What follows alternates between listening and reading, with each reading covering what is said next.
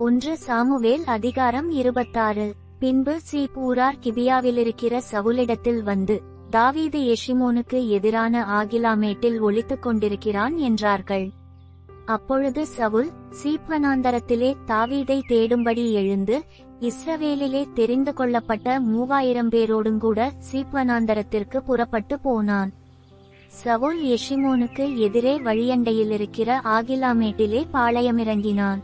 தாவீது வனாந்தரத்தில் தங்கி, சவுல் தன்னை தொடர்ந்து வனாந்தரத்திற்கு வருகிறதைக் கண்டு, தாவீது வேவுகாரரை அனுப்பி, சவுல் வந்தது நிச்சயம் என்று அறிந்து கொண்டான். பின்பு தாவீது எழுந்து சவுல் பாளையமிறங்கின இடத்திற்கு போய், சவுலும் நேரின் குமாரனாகிய அப்னேர் என்னும் அவன் படைத்தலைவனும் படுத்துக்கொண்டிருக்கிற இடத்தை பார்த்தான்.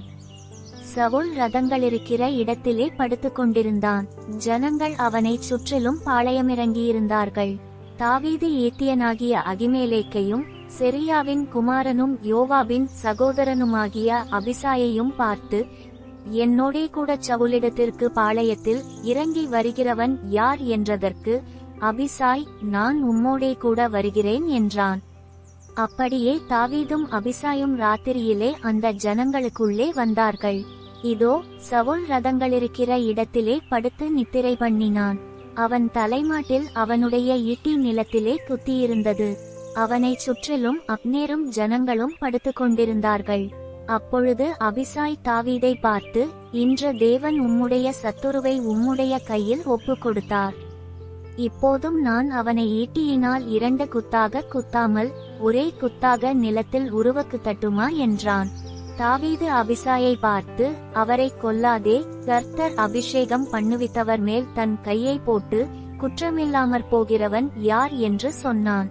பின்னும் தாவீது, கர்த்தர் அவரை அடித்து, அல்லது அவருடைய காலம் வந்து அவர் மரித்து, அல்லது அவர் யுத்தத்திற்கு போய் மாண்டாலொழிய, நான் என் கையை கர்த்தர் அபிஷேகம் பண்ணுவித்தவர் மேல் போடாதபடிக்கு கர்த்தர் என்னை காக்க கடவர் என்று கர்த்தருடைய ஜீவனை கொண்டு சொல்லுகிறேன்.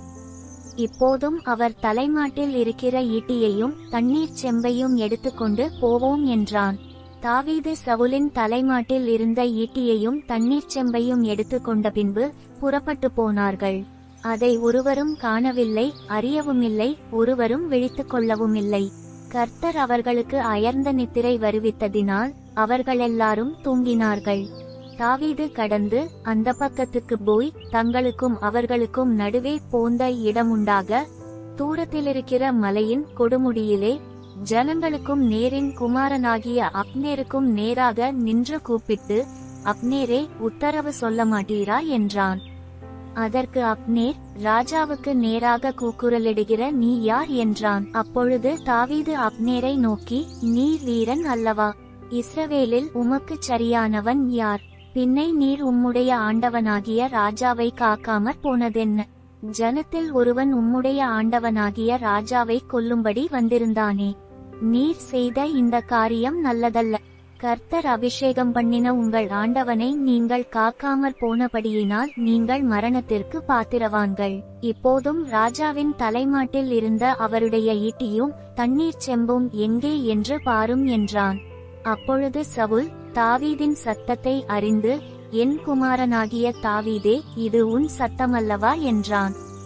அதற்கு தாவீது, ராஜாவாகிய என் ஆண்டவனே, இது என் சத்தந்தான் என்று சொல்லி, பின்னும், என் ஆண்டவனாகிய நீர் உம்முடைய அடியானை இப்படி பின்தொடர்கிறது என்ன? நான் என்ன செய்தேன்?